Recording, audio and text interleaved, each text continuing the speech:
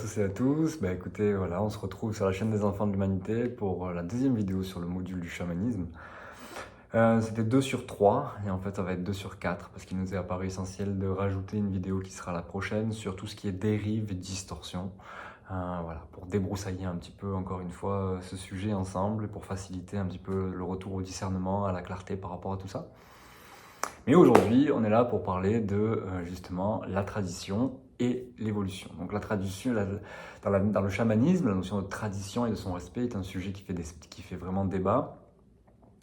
Tout simplement, déjà la tradition, qu'est-ce que c'est? Donc la tradition, avant toute chose, c'est un ensemble de pratiques, de rituels, c'est une doctrine, une philosophie qui est enseignée, qui est transmise au fil des siècles. Et dans la vision chamanique, dans la tradition chamanique, majoritairement, cela se fait de manière orale. Il y a très très peu de transmission écrite.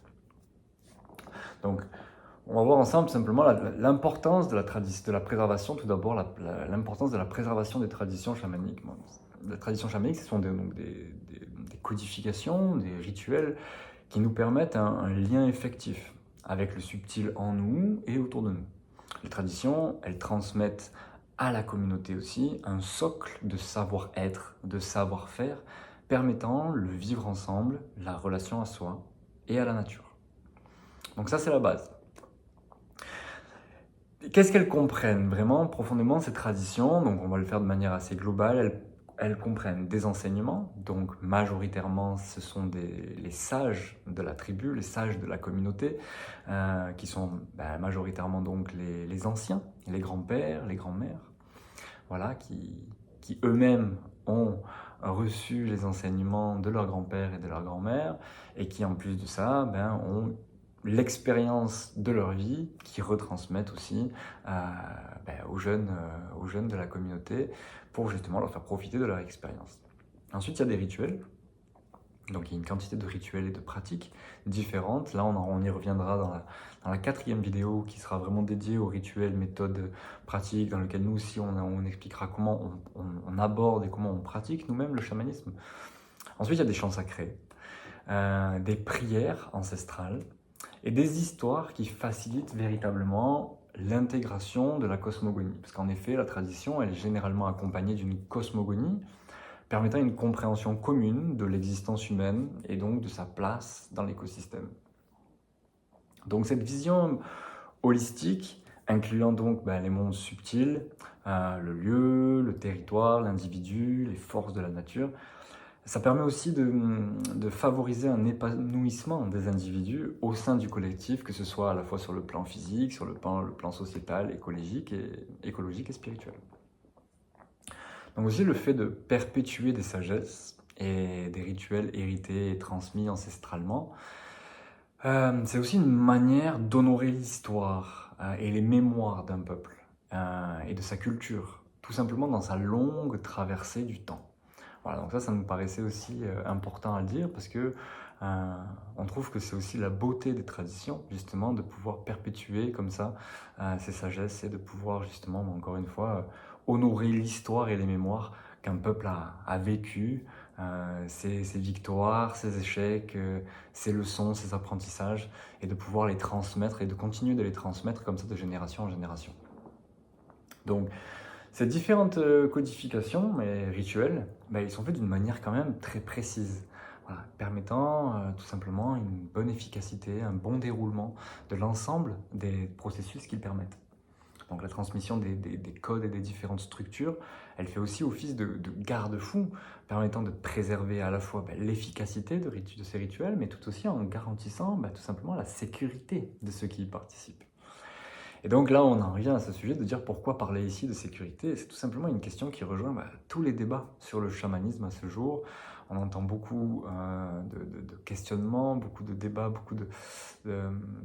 presque je dirais même beaucoup de conflits à ce niveau-là. Alors à la fois il y a un petit peu de propagande, à la fois il y a un petit peu de vérité.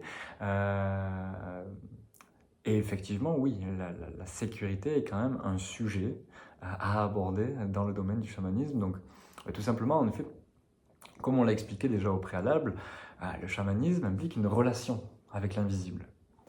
On commence à se mettre en relation avec différentes forces.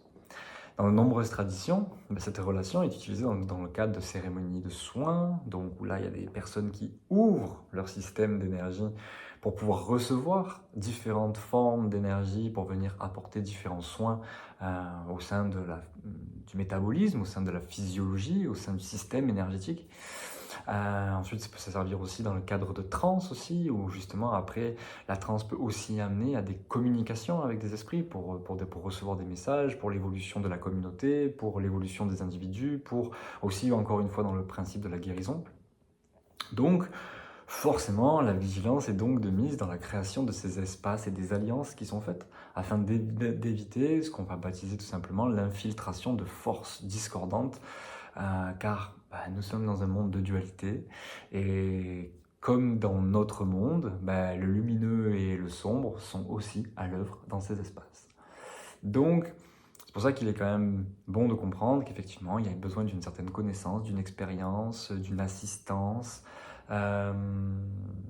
d'une préparation, à la fois pour les personnes qui officient dans ces espaces, mais aussi pour les personnes qui y rentrent. Voilà, donc c'est pourquoi effectivement s'approprier tout ça et les défaire, et défaire tous ces rites, tous ces rituels, ça peut entraîner des désordre et ça peut entraîner aussi pas mal de dégâts. Donc en effet, voilà, beaucoup d'entre nous ont pu tout simplement observer ou expérimenter des espaces de transmission, d'initiation qui n'étaient pas alignés particulièrement, qui ont pu engendrer de forts inconforts, voire des dégâts à différents niveaux. Donc ça, après, on y reviendra dans la 3e vidéo. Mais tout simplement, là, ça nous amène pas à pas à l'évolution de la tradition. Donc à la suite de ce que je viens de vous dire, sur le fait que justement beaucoup ont pu observer, expérimenter des espaces de transmission qui ont créé des inconforts ou des dégâts, on comprend donc pourquoi certains sont très attachés à la préservation, vraiment aux traditions ancestrales et à la préservation dans leur intégralité.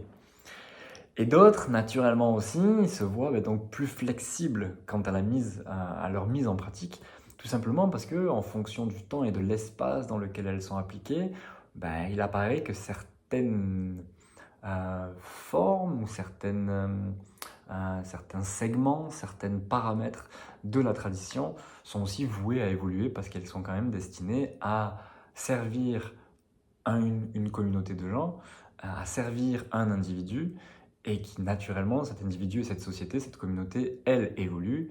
Donc il apparaît clair que certains aspects de la tradition, en tout cas, sont amenés à évoluer. Donc comme on disait, c'est en fonction du temps et de l'espace à laquelle elles sont appliquées. Donc au niveau du temps, en effet, il y a des problèmes que rencontrent les individus aujourd'hui qui sont tout simplement plus les mêmes qu'à l'époque. La surinformation, la consommation excessive, Internet, les médias, l'industrialisation, pour ne citer que ça, font déjà... il est déjà clair que sur cette base-là, il y a à peu près 500 ans, la tradition était face à des individus qui étaient forcément dans un contexte psychologique, émotionnel, relationnel différent de ce qu'il est aujourd'hui avec ce qu'on vient d'énumérer. Voilà. Et ensuite, il y a le deuxième critère qui est l'espace. Quand on parle de l'espace, c'est aussi de nouveaux moyens de circulation, les frontières qui tout simplement se sont ouvertes. Donc il y a eu vraiment cette notion du voyage qui a permis aussi la rencontre des différentes traditions, qui a amené aussi naturellement à un mélange aussi de certaines d'entre elles, une forme de syncrétisme. Et le syncrétisme, c'est tout simplement une philosophie qui tend à faire fusionner des fois des doctrines différentes. Donc, et ça, c'est vrai que nous, ça nous a fait penser à un grand-père. Un jour, il y a un grand-père qui nous a dit, un grand-père amérindien, qui nous a dit la tradition, c'est avant tout un accord passé entre des individus dans un contexte donné. Et tout ça, pour but, c'était de favoriser l'unité d'un peuple et son harmonie. Donc, elle aurait donc vocation aussi à s'adapter au service du groupe et du contexte dans lequel il évolue. Voilà. Donc ensuite, il y a aussi quelque chose d'important à prendre en compte au sein des traditions, c'est qu'elles ne sont pas forcément exemptes non plus de déviances, notamment de déviances qui sont déjà présentes au sein d'une société. Donc à ce moment-là, ce n'est pas vu forcément comme une déviance, mais a posteriori, et là je vais prendre tout simplement l'exemple du patriarcat, effectivement, quand c'est des choses qui sont des déviances, entre gros guillemets, qui sont déjà présentes au sein de la société ou les cultures dans lesquelles elles ont été initiées, naturellement, certaines traditions sont aussi imprégnées de ces déviances par conséquent.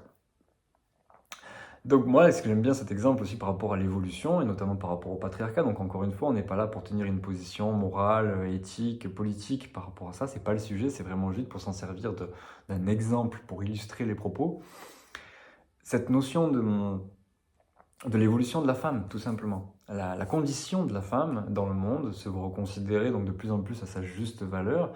Donc naturellement, dans des structures traditionnelles où le patriarcat était extrêmement fort, et bien naturellement, avec les temps modernes et avec simplement l'évolution qui continue qui continue, tout simplement, eh bien, la tradition va se voir forcément transformée, puisque les femmes vont commencer à avoir des rôles différents, à retrouver une égalité, une équité avec le rôle du masculin. Et donc, naturellement, à un moment donné, certains mécaniques, certains engrenages des traditions, certaines articulations de la tradition vont devoir, à un moment donné, se réadapter à tout simplement la femme qui retrouve son rôle, euh, retrouve sa juste place. Voilà, tout simplement. Donc voilà, je trouve que c'est un bon exemple qui illustre aussi le fait que les temps d'aujourd'hui amènent par nature une évolution, une mise à jour des traditions ancestrales. Il y avait aussi une notion aussi importante par rapport à l'évolution, c'est que il y avait aussi beaucoup d'ignorance des temps passés, et cette ignorance générait aussi des croyances et des pratiques archaïques, en tout cas vues aujourd'hui comme archaïques, et qui gagnent à évoluer avec l'avancée de la science et donc de la connaissance qui se retrouve en chacun. Alors parce que la science, c'est une manière de percevoir la connaissance, et il y a aussi la connaissance qui est globale, on va dire, qui arrive sur un plan un peu plus holistique, un peu plus complet, à intégrer les différents nouveaux éléments euh, qui sont découverts à la fois par le biais de l'introspection et à la fois par le biais aussi de l'expérimentation, donc par rapport à différentes sciences, par rapport à la physique, la métaphysique, etc. etc. Et donc, voilà, c'est vrai que même si on s'éloigne un petit peu, par exemple, des traditions chamaniques, mais naturellement, par exemple, des choses comme l'excision ou encore comme les mariages forcés avaient peut-être, encore une fois, peut-être durant un temps dans une région bien précise une raison en fonction d'une certaine ignorance ou d'une certaine connaissance disponible à ce moment-là. Euh, et aujourd'hui, tout simplement, par l'avancée de notre connaissance et par le recul qu'on a sur notre histoire et avec les nouvelles découvertes que nous sommes en train de faire sur nous-mêmes et sur le monde, il nous apparaît effectivement qu'il y a des choses qui aujourd'hui ne sont absolument plus souhaitables, absolument plus avec lesquelles nous sommes absolument plus raccord en tant que collectif humain et qui doivent effectivement changer profondément, en tout cas qui doivent s'arrêter parce qu'elles deviennent contraires finalement à de nouvelles solutions et à nos valeurs communes. Voilà. Donc là, encore une fois, c'est aussi une manière de montrer que, au travers du temps, certaines choses, certains rituels, certains rites et pratiques étaient actés et étaient décidés pour différentes raisons, mais qu'aujourd'hui, avec l'avancée de l'humanité, certaines ne le sont absolument plus et sont nécessitées à être changées. Voilà. Donc la conscience collective évoluant et donc faisant émerger de nouvelles connaissances, donc tout simplement naturellement les traditions et ces perceptions, les perceptions en tout cas qui sont rattachées à ces traditions, ne peuvent que suivre cette évolution. Pour fin, il me semble intéressant de voir aussi les résultats de notre histoire quant à l'évolution des traditions. Par exemple, encore une fois, aucune position politique, morale, éthique, simplement juste des faits. La colonisation, qui donc malgré oui, des méthodes d'imposition, notamment du catholicisme aux quatre coins du monde, ça a connecté aussi de nombreux peuples à l'énergie christique, à l'énergie mariale, encore une fois peut-être plus à l'essence qu'au dogme, même si les dogmes aussi ont été obligés d'être suivis, mais c'est encore un autre débat. Là, vraiment, juste sur l'évolution de la tradition chamanique, ça a fait parfois fusionner certaines formes de chamanisme avec l'essence de cette culture catholique ou kabbalistique juive. Et par exemple, là, pour le coup, par exemple, simplement, on a déjà rencontré des chamans des chamans, que ce soit au Mexique ou que ce soit en Amazonie, qui pratiquent toujours totalement connectés à leurs us et coutumes ancestraux, mais qui ont inclus au sein de leur propre pratique, de leur propre rite, l'énergie christique et l'énergie mariale. Voilà. Avec lesquelles énergie, encore une fois, n'oublions pas, c'est des énergies Le chamanisme se connecte aux énergies subtiles et travaille avec des alliés du monde subtil, et donc justement se connecte avec l'énergie de la mère divine, avec l'énergie du Christ, qui sont en fait des messages d'amour et des fréquences avec lesquelles ces chamans, avec lesquels ces mystiques ont trouvé des résonances avec des énergies qu'ils avaient déjà trouvées en eux, ou par le biais de leurs initiations, de leur introspection, qu'ils avaient donc trouvé en eux ou au sein de la nature et de la terre avec laquelle ils se relationnaient à ce moment-là. Donc là, par exemple, tout simplement, hein, un jour, pour illustrer ces propos, un jour, il y a un chef politique, un cacique, donc c'est une femme chef politique d'une tribu au Brésil, qui a aussi un rôle spirituel, et qui disait tout simplement, voilà, nous, un jour, on a décidé de garder Jésus, parce que son message d'amour était en adéquation avec le message d'amour qu'on recevait de notre mère, la Terre.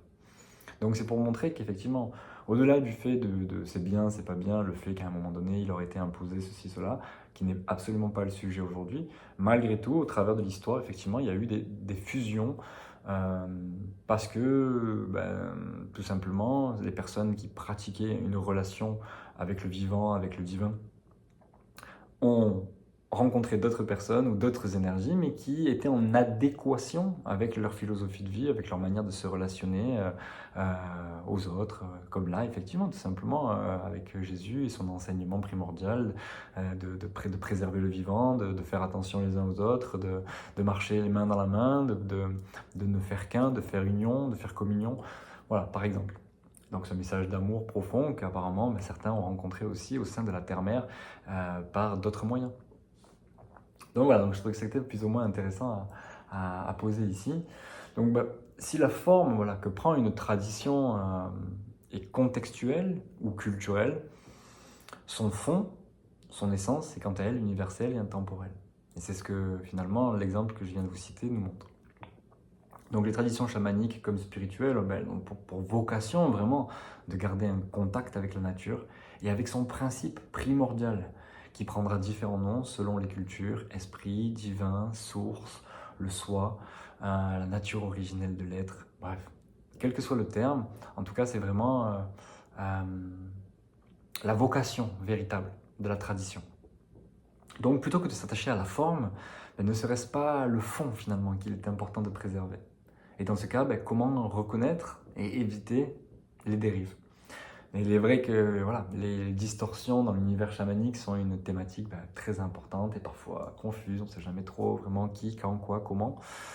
Et donc la question à se poser, c'est est-ce que le problème de l'évolution est-ce que le problème c'est l'évolution des traditions, l'appropriation culturelle, ou bien simplement l'intention et l'alignement des personnes qui pratiquent? On verra aussi voilà, notre propre responsabilité aussi, notre propre souveraineté aussi au sein de tout ça, qui nous fait sortir aussi de cette position de juste de la victime et qui nous permet aussi d'être tout simplement des acteurs responsables lorsqu'on souhaite œuvrer, lorsqu'on souhaite participer à ce genre d'espace. Et on verra aussi quel type de questions on peut se poser aussi pour tout simplement faciliter le chemin, fluidifier le chemin et y marcher avec un maximum de sécurité, même si dans tout cela, il n'y a absolument aucune vérité absolue, mais simplement quelques balises qui nous permettent d'éviter de nous y perdre. Voilà, donc écoutez, je vous dis à bientôt. D'ici là, prenez bien soin de vous et à la prochaine pour la vidéo numéro 3 de ce module sur le chamanisme. À bientôt.